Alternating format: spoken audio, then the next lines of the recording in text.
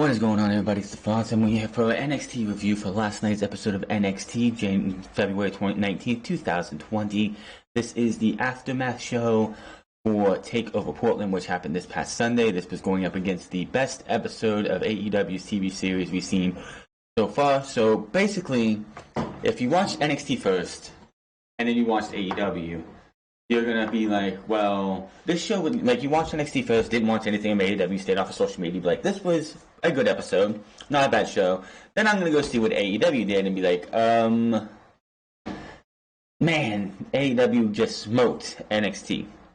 If you're like me and everyone else, if you watched AEW first and then went to watch NXT, it's just, I love NXT. I've been an NXT person since 2014 when it made its debut on the network.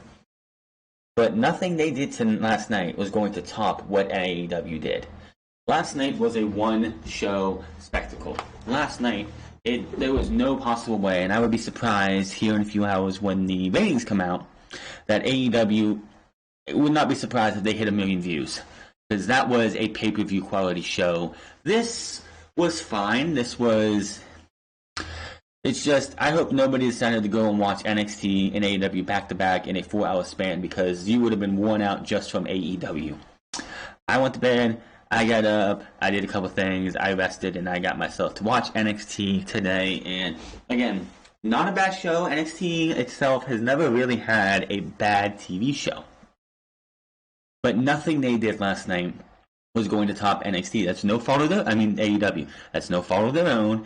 AEW just went out there and they killed it. They went out there and they gave you a damn good show. Now I'm not saying AEW is going to be able to do that every single week. But the fact that they went out and did what they did last night, this show just going to feel inferior, and it's nothing NXT can do about it. It's just they had a better show.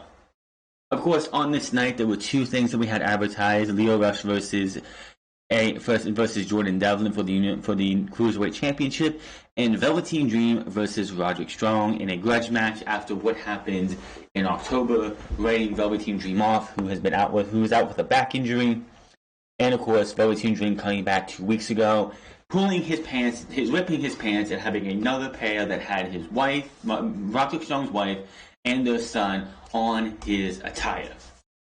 So out comes the Undisputed Era. Cole takes the mic and touts how he retained over Tommaso Ciampa at TakeOver.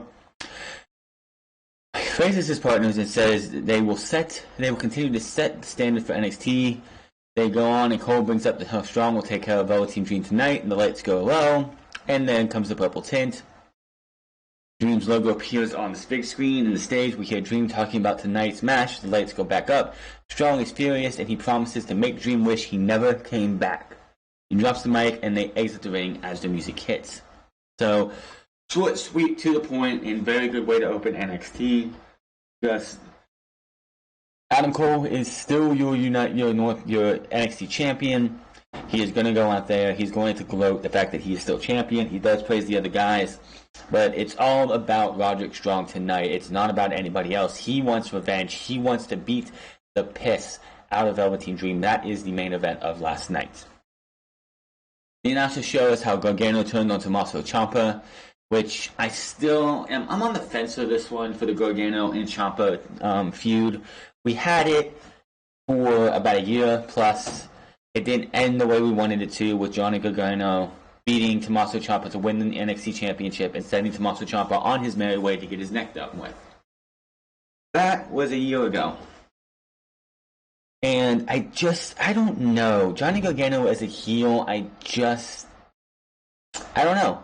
They tried this back in to help further the storyline along, because you couldn't just have Gargano and Ciampa continue on as being these heel babyface. You had to do something different to keep it interesting. They did that. They did the DIY reunion in the Dusty Tag Team Classic 2 years ago in 2019. And I don't know if it did well. It didn't do well at all. I don't think anybody bought it. Nobody wanted to see Gargano as a heel. This time around, we'll just have to wait and see. Then we get into Lio Rush versus Jordan Devlin. This was a good match. This was, usually what everyone always says is that AEW has the best promos, the best storylines going, but NXT always has the best matches. Any other week, yes, that would be the case. because this was just a fantastic match. Gordon Devlin is going to be one hell of a cruiserweight champion for as long as he keeps the title. Lio Rush, it's like a year ago. Imagine, 1 year ago, he was on Raw, Monday Night Raw, screaming Lashley, Lashley, Lashley, over and over and over again to the point where it just was ad nauseum. And here he is, a year later, putting on fantastic matches, battling for the Cruiserweight Championship. Now, of course, he did mention in an interview somewhere that Lio Rush himself was in a dark place when he was, he wasn't in a good place when he was on hiatus. And him coming back now and being where he is now, he's in a better place and he's putting on great matches. This is where Lio Rush should have been when they teamed him up with Bobby Lashley. So, these guys have themselves a great match. But I don't know, it's just watching what AEW did, and I don't like to compare the two because they are two different products, and I know back in the day, Raw and Nitro, you would sit there and you would compare the two. It's just, comparing AEW to NXT is like comparing the XFL to the NFL. It's not the same. They're two different products, they have their own ways of doing things, and one is great, one is good. One is good, and one is good or great sometimes. It's just you can't compare the two, and I hate when people do that. I enjoyed this match. Devlin's side for the 1, 2, 3 to retain the championship. After the match, Devlin stands tall for the title with the title. As we go to replays, Devlin raises the title and celebrates as Rush sits on the mat. Now, I don't think this will be the last time we see these two in a match. It was one of those matches, like, if I could see these guys again, not tomorrow, not next week, not 3 weeks from now, but maybe at TakeOver, maybe on WrestleMania's pre-show card, which I don't think it should be. It should be at TakeOvers now, since it's the NXT Cruiserweight Championship. But anyway, I would like to see these guys, when the time is right, again, for the Cruiserweight Championship, whether Devlin loses it and then Rush gets it from whoever beats Devlin. I don't care. I think it would be a fantastic way to see these guys continue this on. Like, Rush and Garza had some pretty good matches and fantastic matches. Rush, Devlin, good stuff. Can't wait to see some more from them. John Cuesto, I can't even say his last name, who apparently replaces Kathy Kelly, is backstage with Dakota Kai and Raquel Gonzalez. Asked about Raquel helping Kai win the street fight over Tegan Knox at TakeOver this past Sunday, Raquel says Knox got every opportunity while Kai was pushed aside. What the fuck are you talking about? She knows that feels like because she sat at the WWE Performance Center for years and watched others get opportunities before her. She goes on and says Kai was deemed an outcast for standing up for herself, but not anymore. Kai says Raquel proved to be to her at TakeOver that she has her back more than anyone else ever has, and for that, Kai has Raquel's back now. Kai says together they are untouchable, and general manager William Regal walks up. And usually when a heel is on in a promo backstage, and William Regal walks up, it's never good. It's mostly never good news for that heel. And in this case, it wasn't, because Regal's like, I agree with you. You are untouchable, except for in 2 weeks, you will be facing Tegan Knox, but there will be no outside interference because it'll be inside a steel cage match. And I'm thinking, I'm like, really? Because AEW just gave you one of the best goddamn steel cage matches you have seen in a long while. And somebody saw, they're doing a steel cage match this week. How about the week after Revolution, on that episode of NXT, we're going to have a steel cage match. Coincidence? I think not. Monsters Champion walking backstage, and we get a plug for the Charlotte Flair versus NXT Women's Champion Rhea Ripley at WrestleMania 36. We go to the ring, and out comes Austin Theory. Austin Theory is supposed to have a match, but Tommaso Ciampa walks down the ringside during his entrance. Fans chant Daddy's Home as Ciampa walks over and grabs a mic and then enters the ring. Ciampa enters the ring and brings up TakeOver Portland, but Theory approaches him. Ciampa just looks down and says, "Listen, man, not tonight. I'm telling you, not tonight." Theory backs off, waits in the corner. Ciampa brings up Gargano's turn from TakeOver, his title, and his life back. He stopped paying attention to his surroundings. He says one sign was the DIY reunion at Worlds Collide. Ciampa says if one thing goes hand in hand with Tommaso Ciampa in the NXT title, and it always has, it's Johnny Gargano. Ciampa says he's not asking himself why, he knows why, and so does Gargano. Theory comes back over and tries to grab the mic, but Ciampa just drops him. Ciampa comes back speaking on the mic and says, if one thing is clear, in order to get his life back, there can be no Gargano in NXT. He puts the mic down, exits the ring. Theory comes after Ciampa on the floor, but Ciampa turns right around and levels him with a boot.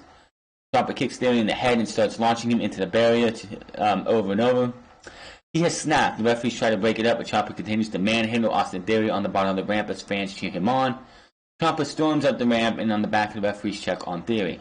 My only gripe for this was great. The only gripe he has is that why would you do this to Austin Theory? You have a bum called Kona Reeves. This would fit his profile easily.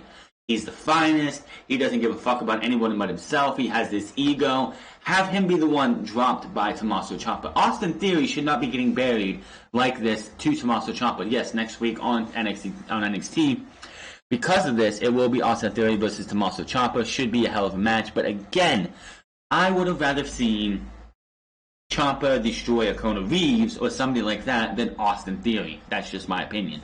Let me know what you think about that, because quite honestly, the promo was good. The beatdown was fine. I just don't think it was the right person to beat down. I think that was just wrong for them to beat down Austin Theory. Chelsea Green's backstage doing a photo shoot. Robert Stone appears to instruct the photographer. The Robert Stone brand will launch tonight. Whoop-de-doo. I want to see what Chelsea Green... I know they probably wouldn't do it, but I would love to see Chelsea Green the hot mess in NXT and not the person who worked with Robert Stone. Just saying. Raul Mendoza and Joaquin Wilder versus the Grizzled Young Veterans. This is the first time we've seen the Grizzled Young Veterans since they lost the finals of the Dusty Road Tag Team Classic to the Cruiserweights. Now, this was a pretty good match. The Grizzled Young Vets are awesome. There was no way they were not going to win this match simply because Raul Mendoza and Joaquin Wilder are just two guys thrown together, whereas the Grizzled Young Vets have been working together for at least, I think, a couple years. I don't know if they worked together in the British Independence, but I know it's been at least a year and a half, maybe two.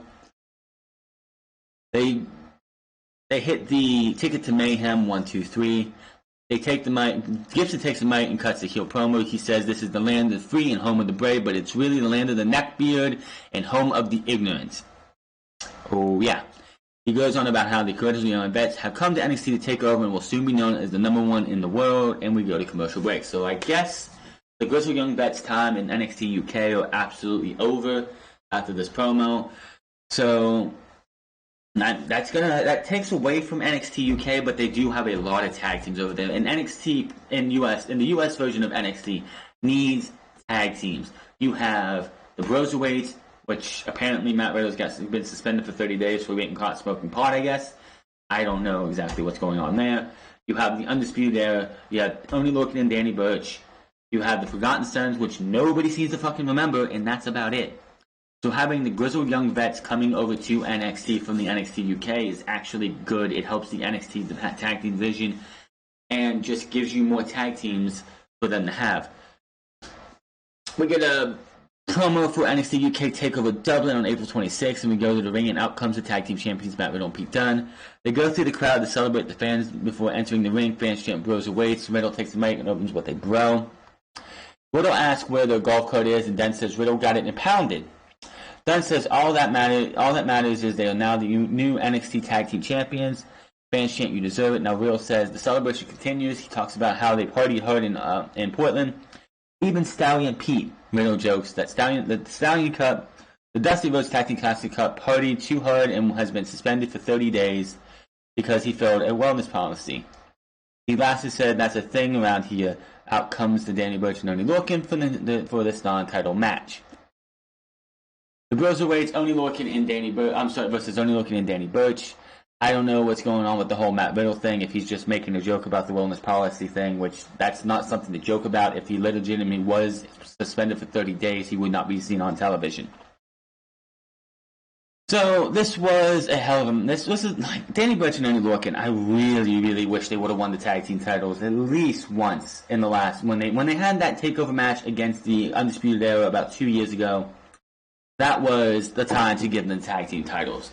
Of course, that means Kyle O'Reilly would probably be a 4-time tag team champion right now, but that was the perfect time to hit them with the championship. It might not have been the right time for NXT, But for the Brit and Brawlers, or whatever the fuck you want to call them, that would have been the perfect time. But in the end, we get the knee strike, bitter end combo. Riddle covers for the pin and the win. After the match, Dunn and Riddle celebrate and raise the titles. Riddle's new kits. We come back to the champs heading through the crowd, continuing their celebration with fans. Undisputed is backstage. They're here to help him in the main event, but he says tonight he needs to do this for himself. Then they go to commercial. The Forgotten Sons are backstage. Wesley Blake, Steve Cutler, and Jackson Ryker are not happy with the earlier threat from the Grizzled Young Vets and issue a warning of their own to the NXT UK superstars. Again, we don't care. This is like the Forgotten Sons. They are one of the... I don't know what you want to say about them. They're one of those tag teams that they're a good hand. They're good to use. You can have them go out there and give you a match. But they disappear. You have a match with them. They won the Dusty Tap Classic. They end up losing in the Dusty Classic, and then they disappear. I can understand tag teams who won the Dusty Classic disappear because they wanted to focus on the Dusty Classic. But it's like they have a match, they have maybe a mini feud, and then they disappear for 6 months. It's like the Forgotten Sons have been doing this as the Forgotten Sons for what, 2-3 years now? And they really haven't done anything. They've been nowhere close to the tag team titles. They've been nowhere close to even sniffing the tag team titles. Even if they had a title match, nobody expected them. No one would see them winning the tag team titles. This experiment of the Forgotten Sons has been a massive failure. And this sucks for Wesley Blake because he had a lot more success with Buddy Murphy as they won the tag team titles. It held him for a good bit, had Alexa Bliss by their side, and now he's here with Steve Cutler and Jackson Ryker, and none of them are going anywhere. They're just toiling around, spinning their wheels in NXT. Keith Lee versus Kona Reeves. Do I really need to talk? Do I really talk? Because this was... Reeves enters the ring, asks for a mic, but turns around as Lee immediately knocks him out with a pounce. Referee tells him to ring the bell. Reeves tries to get up, but Lee manhandles him for a second. Hits the Big Bang Catastrophe, which is the Death Valley Driver's jackhammer for the 1, 2, 3. Get away, Kona Reeves. You are an absolute failure as well. Again, why? They have so many other jobbers that they could use in this spot as well. Why couldn't Kona Reeves be the one who gets attacked by Tommaso Ciampa? They could have picked anybody else to take on Keith Lee as well. Just find somebody back there who's not doing anything. Fuck, I would have rather seen Keith Lee versus Killer Kross in a match where Killer Kross is on the side of the jobbers because he hasn't been done anything yet. Like Punishment Martinez, who is now Damian Priest. When he came in, he had a couple matches with guys. Yes, it was a match, but he ended up losing those matches. I would have rather seen Keith Lee versus Killer Kross in this thing. This was a waste of Keith Lee's time. Dijakovic is in the ring now. Dijakovic says he's sorry, but he's not ready to move on yet. He says they both know he and Lee had Lee defeated at TakeOver. Says the top rope Spanish Fly was supposed to finish Lee, but it didn't. It just finished his lower back. He goes about if this, and if that. Lee says all you're hearing is ifs and excuses. Says the fact is he won and he is champion.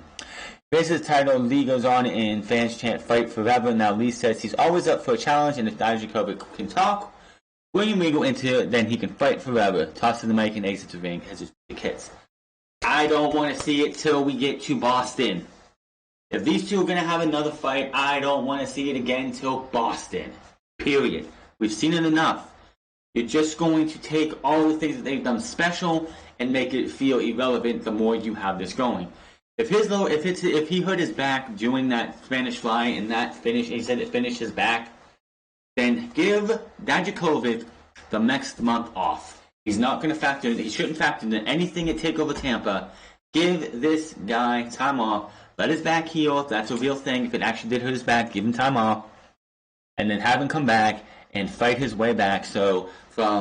And he can have a grudge match with somebody else at TakeOver, whatever the one in between. If there is one between Tampa and Boston, which usually there is, but if there is one in between, Dijakovic can have a match there, and that could be a de facto number one contendership for the. It could be him, Velveteen Dream, Roderick Strong, and somebody else for the North American Championship.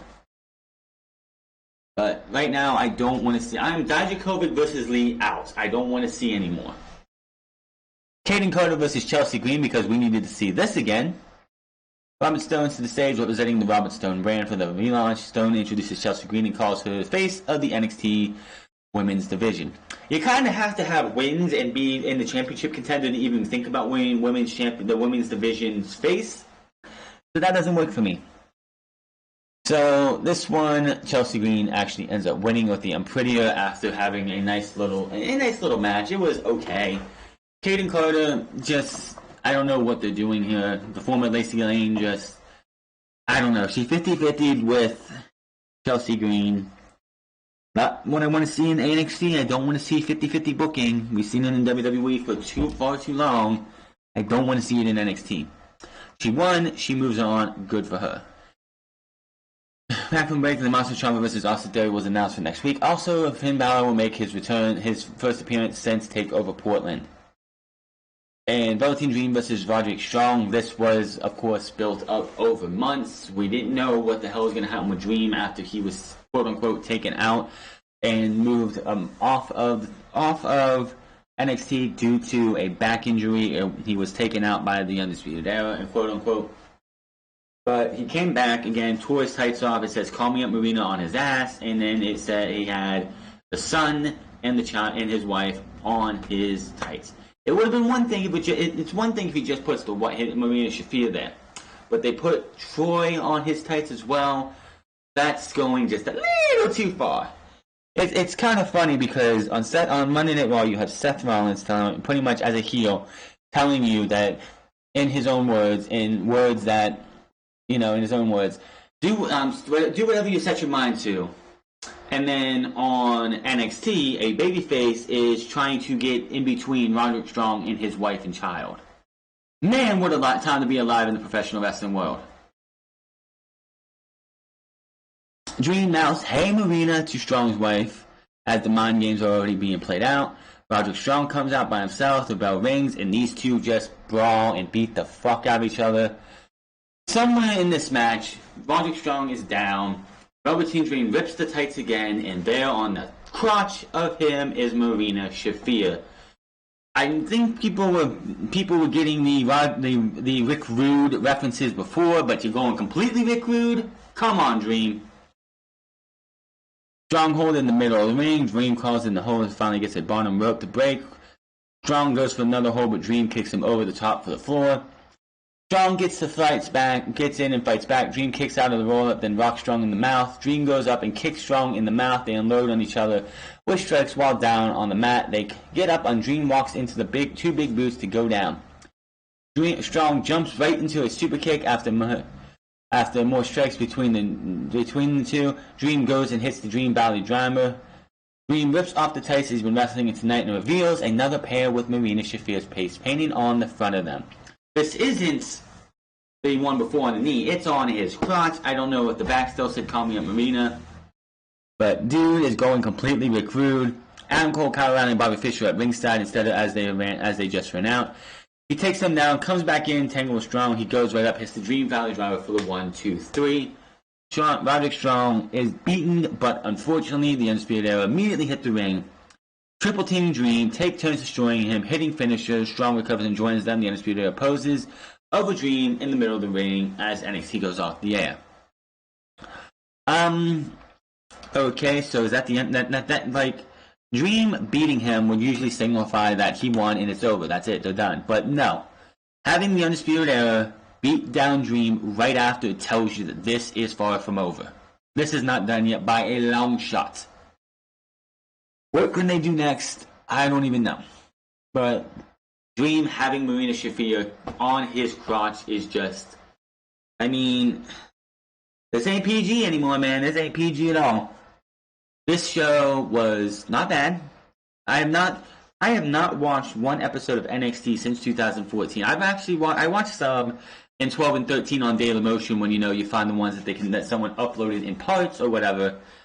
But since they put it on the network, I've watched, I think, every episode. I think I may have missed one or two back in 2016, 15 or 16 due to other things, maybe work.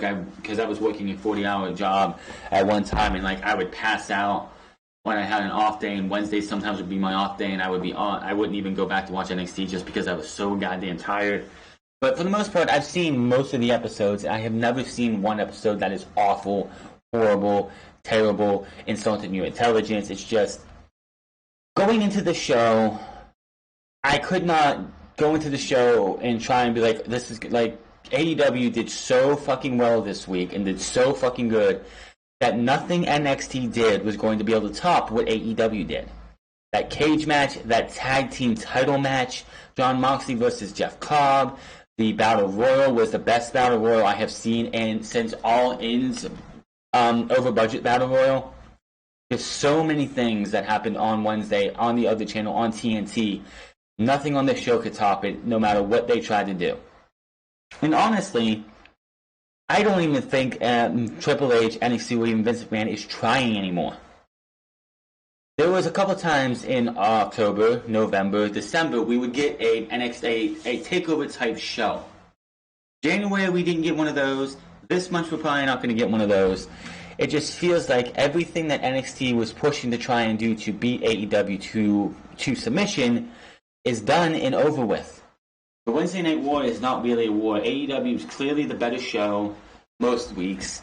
Clearly has the better storylines going overall. I mean, NXT and Triple H wants to have this Johnny Gargano, Tommaso Ciampa feud have a conclusion, but the problem about that is that people have moved on and are watching other people. I don't think we need to have a rehash of Johnny Gargano versus Tommaso Ciampa. I just don't think it's good for NXT, especially with the roles reversed. I mean, it would have been one thing had we had that conclusion, but since we didn't have that conclusion, I don't see them going back to this well. Like what they had with Johnny Gargano, Tommaso Ciampa, up from the time it started when he came back at TakeOver Philadelphia, to him going away due to neck surgery. Nothing they do from here on out is going to top what they did, no matter what they do. Johnny Gargano and Tommaso Ciampa can go out there and give you fantastic matches. And hell, nothing's going to top that unsanctioned match they had last year, in 2018 during TakeOver WrestleMania weekend. That was the best match in their feud completely. Now, I'm not saying that when they went out for that 2 out of 3 falls match, that wouldn't have been better. But everything that we saw, they have nothing left. It's like, with Tommaso Ciampa and Johnny Gargano, with the roles reversed, that doesn't mean the matches are going to be any different. What can these guys go out there and do to make me say, well, that's different, that match was better than what they've done before? I just don't know. They had those series of matches, and then Tommaso Ciampa had to go away due to injury, and I don't really see anything else they can do. Yes, he's the babyface now, and Johnny Gargano is the heel. Unfortunately, Gargano was not on the show, so we really don't know how a true heel Johnny Gargano is going to be. When he attacked Aleister Black, just to make it in storyline, because he wanted Tommaso Ciampa one-on-one, he didn't want to have that chance that Aleister Black could win the title back. He had to be the one to beat Tommaso Ciampa and did not want to have to share the ring in this match. That really wasn't delusional Johnny Gargano. This guy isn't going to be delusional in my opinion. I don't think he's going to be delusional. He's not going to be somebody who thinks he's doing right and he's always right. This is going to be a guy, and we'll have to. I don't know exactly what he's going to be. We didn't hear from him tonight. It was Tommaso Ciampa sending him a warning. They didn't say anything about Gargano being on TV next week. We know it's going to be Finn Balor. So I don't know what we're going to have. I would like to say what I like. Right now, I'm skeptical on how these two can go out there. Yes, this is going to be like a Triple H Shawn Michaels thing, but after that no-holds-barred match, that unsanctioned match they had at SummerSlam 2002, nothing else they did topped that. Nothing else they did. They had 3 stages of Hell match. They were in the first 2 elimination chambers, I think, right? Yeah. They had that Hell in a Cell match in 2004, which really wasn't a good match. They had the Falls Count Anywhere match, the Last Man Standing match that went to a double countout. They had that match on Monday Night Raw at the end of 2003 where Eric Bischoff counted both shoulders down. Nothing topped that unsanctioned match, in my opinion. And still, it's kind of funny because nothing Tommaso Ciampa and Johnny Gargano has done since the unsanctioned match they had has topped what they did back at WrestleMania weekend 2 years ago. I want to see what they're going to do. How can they do it? I don't want to see another unsanctioned match. I don't want to see another Falls Count Anywhere match. I don't want to see anything they've already done. They have to go out there and give me something different because we've seen everything else they've done, and I don't think they're going to be able to top that. I'll keep an open mind with it when it happens. It's going to probably happen at Tampa. Most likely going to happen at Tampa. But I'm not going to go out there and be like, oh, this match was fantastic. It was the best match I ever had. When they set the bar so fucking high in, I think it was New Orleans, in that fucking takeover match with that unsanctioned match that was for Johnny Gargano's job, that they have not reached it yet. It's 2 years later. We'll have to wait and see, but that's just my opinion. Who's next for Adam Cole? I think it's going to be Finn Balor. Of course. Why else would you have Finn Balor go out there and take out and top Johnny Gargano? It would make more sense to have Finn Balor go out there and be the guy. But the problem is, well, Adam Cole in the Undisputed Era can play babyface or heel. They are loved by the fans, but they're supposed to be heels, and they play the heels sometimes. I mean, Adam Cole faced off against Wolfgang 2 years ago, was it? Or 2.5 years ago, maybe in 2017, during the second UK tournament special that they did the second night when it was Wolfgang versus him. Wolfgang played the heel, Adam Cole played the babyface. He played up to the crowd the entire fucking match. So yes, if Adam Cole has to play babyface in a feud with Finn Balor, by all means, let it happen. And it makes so much sense too to have Finn Balor take on Adam Cole because right now Adam Cole is on pace to break Finn Balor's NXT Championship title reign in a couple days. He's at 200 and some days. He's like on 250 some days. I think it is. But Adam Cole, it would make a lot more sense too if Adam Cole's record-breaking day is the day of WrestleMania and the day before is TakeOver. That would make so much more sense because you would have him go out there and Finn Balor is looking to defeat Adam Cole so he doesn't break his record because that is really the only thing Finn Balor has left of his old time in NXT. But I believe that is going to be a non-factor because I'm pretty sure that the NXT Championship is going to be the longest reigning NXT champion is going to end up being Adam Cole after this week, when we get to WrestleMania or the Takeover of Tampa. Rhea Ripley, of course, she's going to be taking on Charlotte Flair. She is campaigning actually to have Bianca Belair be in that title match, which I don't think she should be. She is not the champion. She did not win the match. She did not win the title. She did not win the Royal Rumble. So there's no reason for her to go out there and be in that match. People want it to be a triple threat match. I don't want to have another triple threat match for fucking Charlotte Flair to be in. She was in one last year. I know she was in one at WrestleMania 31. It was her, Becky Lynch, and Sasha Banks. And I'm pretty sure she was in another one that I can't think of off the top of my head. I don't want to see another triple threat match at WrestleMania for Charlotte Flair. That just tells you that Charlotte Flair can't do it on her own. She can't carry a match, and we all know that. We all fucking know that. So as of today, which is Thursday, February 20th, 2020, Adam Cole sits at 263 days as NXT champion before we get out of here. He needs 30 days. 30 days to break the record. And he's going to break that record in 30 days. So I believe that's the 19th of March. Yeah, 19th of March, something like that. 19th, 20th, 30th of March or whatever. He's going to break that record, and then he will be the longest reigning NXT champion in NXT's history. So, That's also, since he's going to be the one to break that record, it makes it even more reason for him to face off against Finn Balor, because Finn Balor would be the record holder, but now he's not going to be because Adam Cole broke his record, and it could be a reason for that to happen. So much to look forward to when you get to TakeOver Tampa. We have the entire month of March to look forward to in NXT.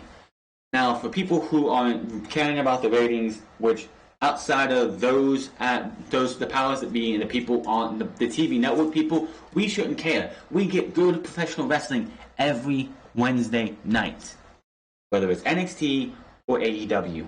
Raw sucks, SmackDown sucks. You also have Dark on fucking Tuesdays. Impact, if that's your thing. Most of the time you have NWA Power, except they didn't have that this week. They had Squared Circles, Circle Square, which who cares about that?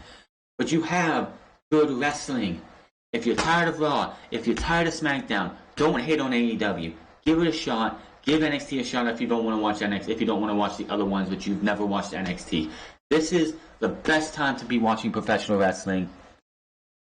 And that's all I really gotta say. Hit that subscribe button, comment down below, like or dislike this video, find me on Twitter at The France Club, find me on twitch.tv/The France Club, and I will see you guys tomorrow for a ripping and tearing of SmackDown on Fox, because we have the Bella Twins on the moment of Bliss, and a thrown together 8-man tag match with a bunch of guys who shouldn't even be in an 8-man tag match.